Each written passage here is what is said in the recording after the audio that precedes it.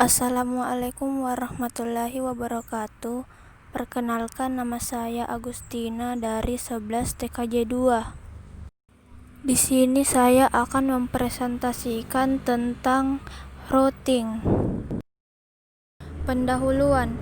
Fungsi utama dari layar network adalah pengalamatan dan routing.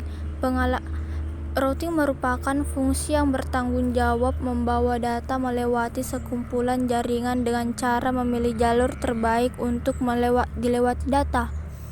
Tugas routing akan dilakukan device jaringan yang disebut sebagai router.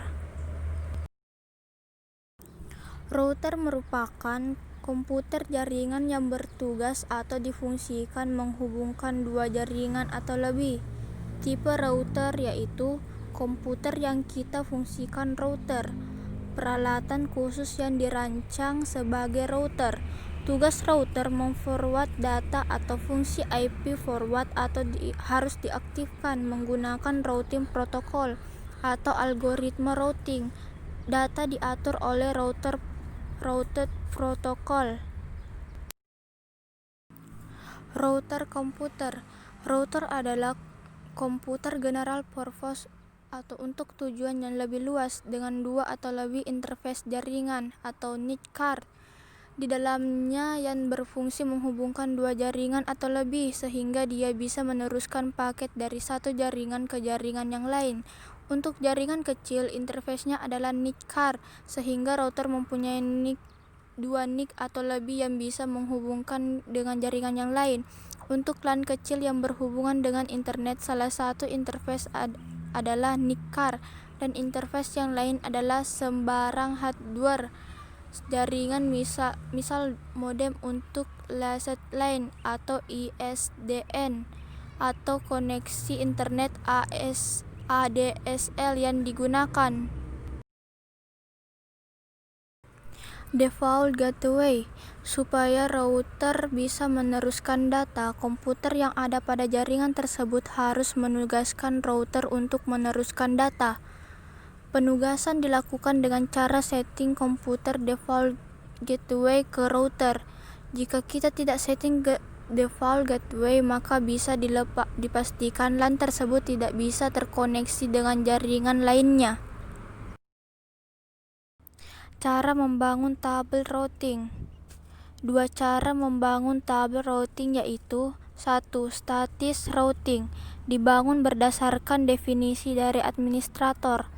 Administrator harus cermat, satu saja tabel routing salah jaringan tidak terkoneksi. 2. Dynamic routing. Secara otomatis router jalur routingnya dengan cara bertukar informasi antar router.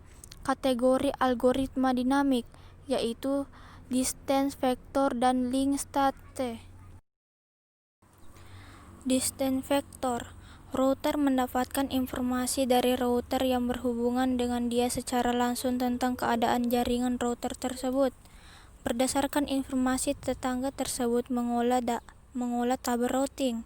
Informasi yang dihasilkan adalah jumlah jarak atau hop yang dipakai untuk mencapai suatu jaringan.